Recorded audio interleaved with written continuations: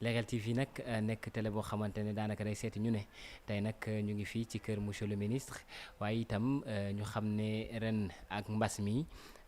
gàmmu gi dafa xaw a changé coppalin waaye moom ci daanaka ak ni mu ko daan defee ak ni mu ko tàmmee di defee ren daal changé wu ci dara ci ay ndimbal yu mu andi woon ay population bi askan bi nga xamante ne daanaka saa su ne dañ fiy ñëw ci période bi waaye ren changé wu ci dara ñu tombe ci nag ñu déglu ci kàddoom incha allah salaamaaleykum monsieur le ministre. maa ngi leen di nuyu bu baax waa Leral di leen sant vraiment di leen wax ni que yaa ngeen ñuy defal teraanga parce que communication ku la ko may rek temps yi surtout temps yi rek may na lu nekk parce que dañuy wax la communication ça réduit des incertitudes donc di nuyu bu baax waa Tivaouane yëpp di jiital suñu xalifa sëñ Babacar Sy Mansour di ko ñaadal gudd fan ak wér di ko ñaanal jàmm bu sax bàyyi ko suñu kanam ba ci kanam di ñaanal waa Tivaouane yëpp am nañu lii xew neexuñu parce que ku dëkk Tivaouane rek nga xam ni que lu mel ni gàmmu da koy préparer bu ñu bëggee gàmmu la ñuy defaraat kër yi bale peinture defaraat yokku kër yi tabax et tout ça mu am une activité religieuse danse une activité économique activité religieuse bu fi nit ñi nekk activité économique moo fi nekk et tout ça mais lu ñëw rek ñun dañuy déglu suñu xalifa suñu kilifa ñoom mu réunir ñëpp waxtaan gis ni lii moo gën ci feebar bi nga xam ni amul garab lu amul garab te ñu la moytu rek mooy garab bi moytu bi mooy éviter rassemblement yi respecter les gestes barrières takk masque di raxasu et tout ça donc moom muy ciy dimbali comme mooy suñu kilifa c'est kilifa te day dimbali ci moytu boobu moom mooy dimbali moo tax ñoom bi ñu ni du am ren gàmmu bi du am rassemblement au niveau de Tivaouane mais ku nekk mën naa gàmmu sa kër fi nga nekk donc loolu la ñuy def mais de toute façon gàmmu xam nga dañuy célébrer naissance du prophète booy célébrer naissance prophète da nga war a nekk ci ay conditions yoo xam doo xalaat ni yow am looloo togg am looloo naan et tout ça moo tax li ñu daan def rek chaque gàmmu ñu indi ko jox ko population yi bokk ko ak ñoom parce que dañuy wax dimbali sa bopp yàlla dimbali sa moroom yàlla nungul la ñu koy def rek di ko roy ci quand même suñu kilifa di président Macky Sall nga xam ni dafa def li ñuy wax inclusion sociale qui est une donnée fondamentale ci politique am moo tax mu def bourse de sécurité familiale di dimbali ñooñu di leen amorcer def ay carte d'égalité des chances def CMU yooyu yëpp ay xeetu ndimbalu solidarité boo xam ni ku nekk fu nga nekk boo ko mënee da nga koy def ni mu ko mën a defee au niveau national au niveau macro ñun nañ koy def au niveau micro ci fi ñu dëkk aussi bu ñu yàlla mayee teraanga ñu bokk ko ak suñu bokk ko ak ñi nga xam ni ñoo nekk ci population Tivaouane bi moo taxoon ñu dajale li ñu am rek war ko di ko séddale comme li ñu daan def c'est-à-dire li ñu daan def yëpp ci gàmmu gi bu ñëwee wàññiwuñ ci dara dañ cey yokk sax et tout ça dañ cey yokk sax pour distribuer ko population bi distribution bi gën a yaatu nag parce que léegi comme kër yi du ñu am gan yi ñu waroon am duñ ko am dañ ko gën a yaatal bu ko defee ku nekk am ci waaw. mu nekk maanaam loo tàmm di def parce que c'est pas la première fois d'ailleurs ndax am na ñoo xamante ne témoigné nañ loolu donc mu nekk loo xamante ne da nga ko def malgré xam nañ ni itam ren Tivaouane nu mu mel parce que heure bi mbedd yi lañ doon fees dell donc mu doon loo xamante ne daanaka ren moom dëkk bi wéet na ndax gàmmu amut waaye itam comme ni ko sëñ bi waxee ku nekk mën ngaa gàmmoo fi nga ne waaye ñu gis ni tamit ndimbal gi ngay dimbali en fait population bi ndax dafa am ñoo xamante da nga leen di cibler directement wala da ngay joxe au hasard. donc xam nga ni ma koy defee damay wax ci ku nekk ci koñ yi ku nekk jéem ma tànnal ñi nga xam ni science ngeen ni que ñoo fa gën a ndóol comme ni ñu ko defee ci bourse sécurité familiale rek dañu tànn ci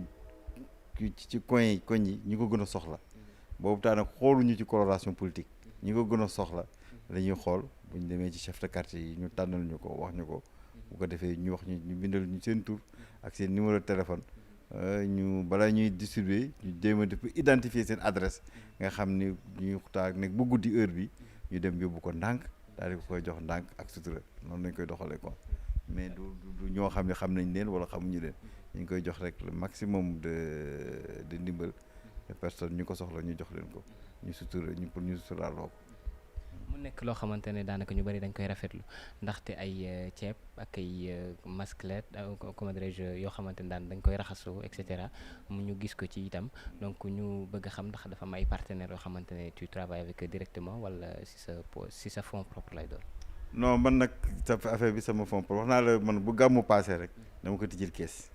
saa bu ma fayee ko sama salaire jël lu tuuti daal ciy dugal ba nga xam ni que bu gàmmu bi ñëwaatee du ma bett bu ma amee lu ñu ma contribution yu ma jox ma dugal ko ci bu ma amul aussi ma xam ni que amoon naa un fonds important lii nag moom ren moom bi nit ñi xamee ni gàmmu amul affaire contribution yi ñu daan indi kenn indiwul dara lii moom sama liggéeyu poche bopp la laa ko jël jënd ko comme dama ko doon def ma def ko noonu ni mu gën a rafete pour ndimbal rek xam nga ndimbal moom dans la vie moom ku nekk da ngay nekk ci diggante bu fekkee boo nekkee ci diggante war ngaa mën a jóg xool kenn mu dimbali la bis boo nekkul ci diggante di nga am bokk ak nit ñi moo tax toujours ñu naan dimbali sa bopp yàlla dimbali la dimbali sa morom yàlla nungul la parce que loolu moo tax ñu naan loo joxe loolu tax mu di dañ koy wax loo joxe ci kër Sëñ Tuubaa boo demee déwén di nga am ñaar bi loo joxe ci kër Alaaji Malick nga fas yéene ko yéen joxe ko ndax tibb ko ci sa xol bu déwénee di nga ko amaat donc c'est ça la réalité ku dul joxe du am waaw loxo buy joxe mooy nungu waaw moo tax c'est le rendez-vous du donner et du recevoir c'est ça. mu nekk loo xamante ni itam ay kàddu yu am solo la ñu bëggoon xam itam actes yi depuis kañ nga ko commencé depuis combien d'années. mënuma fàttaliku sax kañ laa commencé depuis bi ma xamee mën a commencé liggéey ba léegi maa ngi koy def man maa ngi génn 86 Polytechnique de Thiès doon ingénieur polytechnicien jëkk liggéey ci benn projet Banque mondiale pendant 4 ans depuis boobu maa ngi koy def xëy na nag dafay gën a yokk parce que ku nekk li ngay def ak sa doole temps boobu mais depuis man bi ma commencé liggéey maa ngi koy def même bi ma commencé wu liggéey te amoon sama bourse sama yaay nekk fi doon naa jël sama bourse dajale ko ba mu bari moo jox sama yaay pour que ñi fi ñëw fii parce que suñu kër bi dafay doon lu ñuy wax pays c'est-à-dire ëtt dëkk boo kenn foo xam ne nit ñi dañ fi wax yàgg dal waaw loolu tax toujours loolu dama daan góorgóorlu bu di ko def moo tax bi ma xamee ba am aussi dama ko mën defee ma ciy góorgóorlu bu baax. est-ce que xalaat nga itam kër diine yu nekk ci gox goxaat yeeg wala environ yoo xamante ne daanaka bokkul ak dara cas social yi fekk kër diine yi comme que à chaque fois comme ni nga ko tàmm di defee gàmm day jot nga yëkkati dara maanaam def fa est-ce que ren aussi donc xalaat nga loolu. waaw yooyu dañ koy def mais yooyu moom xam nga taalibe la ak sëriñam donc loolu dañ koy def mais duñ ko médiatiser vraiment li ñu war ci gàmmo gi ak ñi nga xam ne ñooy suñu kilifa diine dañ koy def ba mu mat sëkk duñ ci wàññi dara parce que ñooy suñu kilifa sa kilifa da nga koy yëkkati ci kaw da nga koy teral da ngay def tout ba nga xam ne lu mu bëgg a def lu mu bëgg a yore xam nga ñoom it dañuy nekk ay points yoo xam ni li ñuy taalibe yi leen di yaakaar te taalibe yi leen di yaakaar yu bari seen loxo féetewul seen diggu ginnaaw donc taalibe yi nga xam ne seen loxo féete na seen diggu ginnaaw am nañ ay moyens dañ leen war a jàppale bu baax a baax parce que li tegu ci seen kaw ci ndimbal ak ñi leen yaakaar bu leen defee nit ñi dañuy ñëw rek ni ñaanal leen ma de bu ñu nee ñaanal leen ma kenn bu ñëwee ñaanal 3 ou 4 dinañ ñëw di soxla bii la dimbali ma ci moo tax li sëriñ yi li leen di jox yëpp dañ koy distribuer waat surtout suñu kilifa yi nekk fii loolu moom xam naa ko moo tax lu ñu mën rek jàpp ci parce que loolu yëpp pour taaral tarix bi la pour que vraiment comme dañ na yaakaar il faut que ñëpp participer pour que ñu affaire bi daal mu taxaw quoi mu doon lu baax a baax. mu doon finalité bu rafet parce que gis nañu déjà continuité la te ñaanal yàlla itam donc mu yokk déwén ndax xalaat nga itam donc en dehors de tout ça parce que xam naa objectif bi mooy kër gu nekk comme li nga wax donc guddi yonent bi ñu bañ a xalaat est-ce que am nañ lu ñu lekk wala am nañ lu ñuy naan ndax aussi côté jeunes yi aussi yaa ngi ciy xalaat bu baax a baax par rapport à leur employabilité. côté jeunes yi man bi ma nekkee quand même ministre délégué aux travaux ferroviaires fexe naa ba au moins 80 personnes 80 jeunes comme am liggéey ci sécurité ferroviaire parce que am ay temps xam nga passage à niveau amatul woon parce que avec l'abandon du chemin de fer passage à niveau amatul mu am ay accident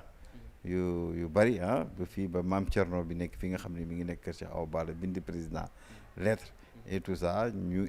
insuré ñu que il faut ñu jéem a régler loolu parce que dafa bari ay accident ak yooyu yëpp ñu ngi ko insuré daal di waxtaan ak entreprise ferroviaire les opérateurs muy ICS muy GCO muy DBF ñoo fi nekkoon leen ko waxee ñu ni ñoom xëy na mënuñu jël nit ñi directement parce que seen kii mën leen ko may mais mën nañu jël benn société benn prestataire bu ñu jëlee prestataire boobu moom prestataire boobu di def loolu recruter ay jeunes mu profité ci nag ak fa ma nekkoon mu profité ba nga xam ni que fexe ba benn prestataire bu dëkk Tivaouane am ko ñu koy wax prestataire gaar yi boobu moom jël na ci à peu près 80 personnes yoo xam ne ñoo nekk ci passage à niveau yi di avertir nit ñi di avertir charrette yi di leen wax autorail mi ngi ñëw taxaw leen et tout ça ak ay métiers ferroviaire loolu moom amoon naa possibilité ma def ko boobu def naa ko boo bàyyee loolu aussi amoon naa possibilité ma joxe une caution de 10 millions au niveau de PAMECAS ma am fa financement wu 100 millions bu nga xam ni aussi des GIE ñi may accompagner ak yëpp ñu dem inscrire ñu jël ñu lebal leen à peu près 500 000 ak ñi nga am nañu projet bu structuré amoon nañu jël nañu plus d'argent di ci liggéey am amorce di xam def de l'auto-emploi loolu amoon naa ko en fait aussi en collaboration avec DER maa ngi en passant maa ngi remercier Pape Sarr waaw dimbali ñu ñun ñëpp jàppale nañu quand même financier na ma fi 50 jeunes et femmes ku nekk à peu près 500 000 ñu amorcer seen projet te projet yooyu ba léegi mi ngi continuer parce que en fait projet yooyu day tax boo demee ba fay rek boo demee PAMECAS dinay wóolu nga commencé am crédit bi nga mën a demal sa bopp di lebal sa bopp sans pour autant même jaar ci ay DER wala dara donc vraiment foofu aussi on a à peu près 50 personnes aussi am nañ fa financement daal di dem donc ñi ngi jéem quoi mais xam nga emploi des jeunes c'est extrêmement difficile parce que problème bi mooy y a une inadéquation entre l'emploi bi ñu am et les formations moo tax président def école de formation yu bari foo dem rek léegi am na école de formation professionnelle nga xam ni boo génnee da nga am métier xam nga métier moo lay tax a liggéey xam nga fii dañ fi am au Sénégal on a de hauts cadres après am ay ouvriers yi nga am ay ñoo xam ne amuñu benn métier mais intermédiaire bi mooy contremaître yi moom moo ñu manqué dans cette chaîne là donc moo tax ñu def ay école de formation professionnelle fépp département bu nekk ñu def ay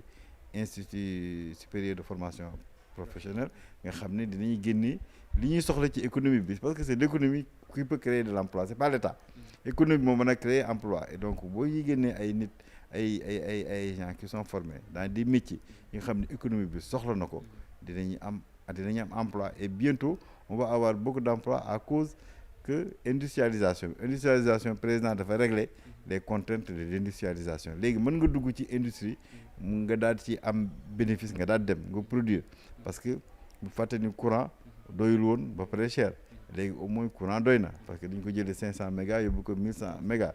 accès au financement président créé DER jox nañu à peu près 51 milliards yi nga xam ni dugal nañ ko ci askan wi ci jeunes et femmes ñu toog ba si président daal ni damay yokk tali yi ñu ngi ko fekkoon 4000 yóbbu ko 6000 donc le parc tali li ñu amoon ci longueur de tali ba pare chaque année dinañ def 212 kilomètres de tali de plus que vraiment président Abdoulaye Wade bi nga xam ne amoon record moom autoroute on a fait presque 200 kilomètres jëlee ko 32 kilomètres parce que vraiment contrainte yooyu yëpp bu ko président réglé ci la ñu mën a dugg ci industrie parce que industrie rek moom mën a créer emploi yu bari parce que yi des yëpp mënul créer emploi yu bari il faut que ñu dem ci industrialisation bi pour que demandeur d'emploi yi Sénégal 200 000 personnes chaque année ñooy ñëw sur le marché du travail léegi il faut nga am possibilité créer 200 000 emplois pour mën leen compenser yëpp pour nga am kii il faut nga mën ko créer donc loolu nag industrie rek moo ko mën a créer parce que c'est pas fonction publique mënoo ko yokk noonu yeneen kii c'est très difficile ku nekk ay yokk bu ñu yokkee tous les métiers bu ñu ko jëlee structuré ko nga am da mu wóor ne am ay marché am atelier bu mag tailleur bu mag nga xam ne am nga ay marché di nga jël ay nit li nga xam ne yëpp dañ koy jéegaane doon ko importer ak yooyu ñu jëm ko defar fii daal di fermer le marché bu ko defee nit ñi am fii xaalis lépp ñu koy def muy un développement endogène bi bay dundee transformation souveraineté sanitaire souveraineté alimentaire loolu mooy créer emploi te loolu avec Covid bi won nañ ni que lépp li nga mën a def na la jige parce que boo ko mënul jëlee extérieur rek da ngay boo ko bëggee jëlee extérieur da ngay sonn ak Covid bi tëj nañu frontières yi donc lu ñu mënul defal suñu bopp rek dañuy sonn moo tax léegi ci PAP 2 ajusté accéléré foofu lañ jëm donc vraiment ñu ngi ciy góorgóorlu ku nekk li nga mën ci créer emploi man de bi ma nekkee ministre délégué chargé du développement réseau ferroviaire loolu moom créé naa ko plus de 80 emplois yi nga xam ne ñu en plus de vraiment ñi nga xam ni jéem naa ci sama doole ma def des fonds de garantie au niveau des banques ñu lebal leen pour ñu def de l'auto emploi parce que l'auto emploi boo gisee dëkk yu bare def l'auto emploi boo demee man dem naa Italie ce que j'ai remarqué nit ñëpp dañu am ay fabrique ci seen garage montre yi ci ay garage dañ koy defaree tout c'est ça le problème tuyaux yi pont yëpp ci ay garage dañ koy defaree machine yu ndaw la cherul ñu daal di koy def bu ko defee clientèle bi c'est-à-dire li nga da ngay xool zone boobu li ñu soxla nga defar sa garage benn kii bu ndaw di ko defar di alimenter foofu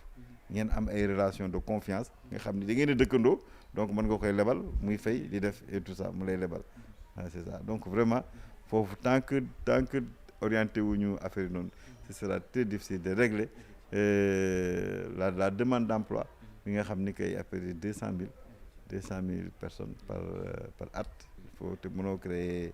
loolu ci emploi day métti trop mais vraiment ci li ñu jëm quoi ci li ñu jëm. mu doon ay kàddu yu am solo vraiment donc yoo xamante ne yëkkati na ko moom monsieur le ministre waaye itam lu ñu bëgg a xam mooy suñu dernière question mooy lan mooy exactement donc finalité li ngay def lan mooy say projet à long terme par rapport à ça. Finalité li may def comme dama ko doon def bu yàgg parce que dama juddu fekk samay parents ñu koy def parce que man mon grand-père était le président de la fédération du Kayor donc mu fekkee ñu koy def. Et tout ça ma fekk ko plusieurs fois ñuy def ay actions sociales yu métti di fi def ay lël yoo xam ni daan na regrouper à peu près ay 200-300 personnes nga xam ni que fii dañ doon def lël et tout ça jongal nit ñi et tout ça donc ma fekk fii ma fekk ay actions sociales dama ko fekk ñu koy def sama kër mu continuer ko mais fas yéene wu ma ci woon dara quoi c'est pas je ne fais pas ça pour un moyen de promotion politique c'est ça c'est pour un moyen de promotion sociale ànd ak nit ñi jàppale leen et tout ça parce que quand même am naa position politique te def naa sama preuve en politique parce que boo gisee fii commune bi ak département bi dans l'APR man rek maa fi nekk tête de liste commune nekk majoritaire tête de liste département liste majoritaire gagné ñaar yëpp donc vraiment je n'ai pas de te loolu c'était en 2014 ñu doon jël pouvoir bi loolu ku ko def nga say preuve en matière de politique donc lii dañ koy def rek pour ndimbal wax naa leen ñi ñuy dimbali sax xamuñu leen parce que on est allé voir des chefs de quartier ak ñi nga xam ne leen tànnal leen ñu ñi nga xam ni ñoo fi ñi yaakaar ngeen ñoo fi gënoon dóor parce que yéen dëkk ak ñoom koo dëkkalul doo ko xam ba xam am na wala amul ñu tànnal ñu ko yóbbu ko foofu ñooñu xamuñu leen xamuñu ba xam dinañuy woteel xamuñu def duñuy woteel comme ni président defee bourse de sécurité familiale nga xam ni que les structures sociales yi nekk ci kii bi ak préfet ak chef de quartier yi ñoo koy tànn noonu lañ ko tànnee mu am ay critères wóolu nañ ñi ngi ko jox wóolu nañ leen quoi parce que quand même la plupart c'est des chefs de quartier wala ay notables yu nekk ci benn quartier donc noonu lañ ko defee donc wutuñu ci benn avantage politique et tout ça waaw. maa ngi leen di nuyu bu baax di leen gërëm di leen sant di leen wax ni que lii lu baax la leeral bu demee décentralisé dem ci gox yi di xam pour leeral parce que dañuy wax la communication elle est extrêmement importante dëkk bu amul guerre rek xamal ni communication bi moo jàll nit ñi di xamalante parce que conflit lu koy indi rek mooy divergence bañ a déggoo ñàkk a waxtaan bu waxtaan amee rek toujours dañuy wax ni la communication ça réduit les incertitude entre deux personnes mu xalaat kii xalaat lii kii xalaat la te déggowu leen loolu rek mooy indi ay conflit te conflit bu demee ba bari mooy indi xeex mooy indi ay loo xam ne du jàmm donc c'est extrêmement important maa ngi leen di remercier toujours dañuy wax la presse quatrième pouvoir la et c'est presque quatrième pouvoir la parce que ñoom ñooy jottali li xew ci dëkk bi pour que di ñëpp conscient li ci xew parce que boo nekkee dans un environnement te xamoo la ca xew aussi da ngay nekk ci di ci réer boobu nag moo tax yéen ngeen tudd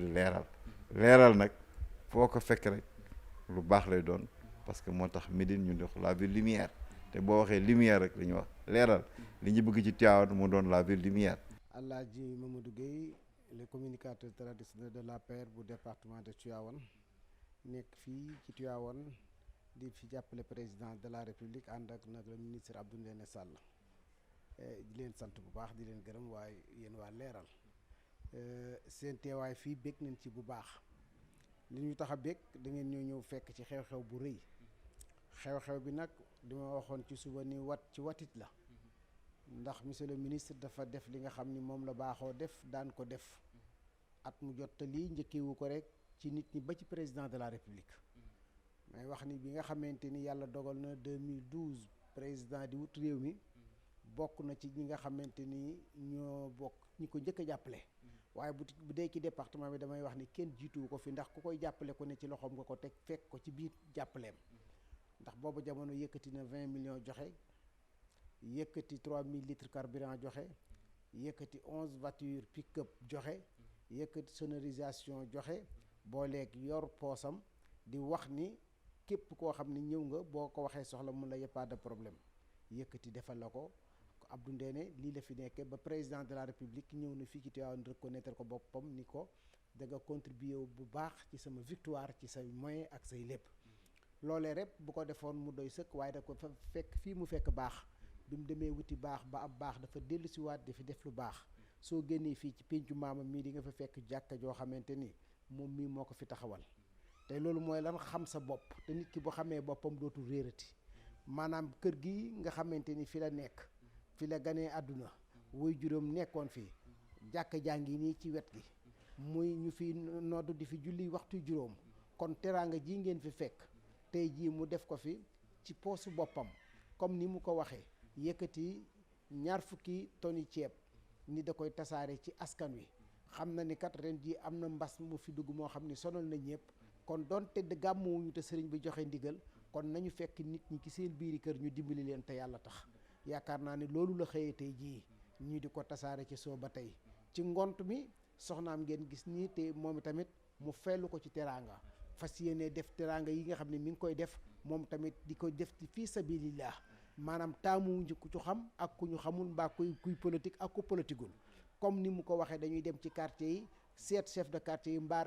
responsable ya fa nekk ñu ni ko dañoo bëgg nga xamal nu ñi fi nekk te néew doole nga bind seeni tur jox ñu suñu bindee tur yi ñu jëlaat feuille boobee tegaat ci oto yi dem ci responsable boobee wax ko jox ko mu woo ñooñee jox leen te yàlla tax soxlawul mu ànd ci soxlawul délégation ànd ci soxlawul kenn ànd ci loolu la fi jëfee ak soxnaam moom Abdou Ndéné nag yaakaar naa ni ku ko xamul war nga ko dégg fii ci Sénégal ndax li nga xamante ni war nañ koo dégg mooy bi jàngi jotee dafa jàngi bi am jotee am jom jotee dafa am jom waaye bi mu amee jom ba pare nag man li ma ci gën a amal solo mooy damay wax ni fii ci quartier Kër Maas def naa fi juróom-ñetti at ak ñeenti weer yàlla dogal na xamantewuma ak moom bi may xamante ak moom mooy tombeek bis bi ko président Macky Sall di woo ni ko dama bëgg nga jàppale ma ndax damaa soxla réew mi baat ba mu ca teg moo taxoon ma jàpp ko mooy baat ba mu ca teg moo tax ma jàpp ko baat ba mooy président dinaa la jàppale ba nga jot réew mi waaye su ma la jàppalee ba nga jot réew mi nag dama bëgg nga jàppale ma man tamit ba ma defar Tivaouane. Alors chers téléspectateurs comme niñ ko faral di defee waxtaan gu am solo goo xamante ne amaloon nañ ko ak monsieur le ministre mu doon entretien bu am solo ñu ngi leen di jox dig daje ba beneen yoon incha allah.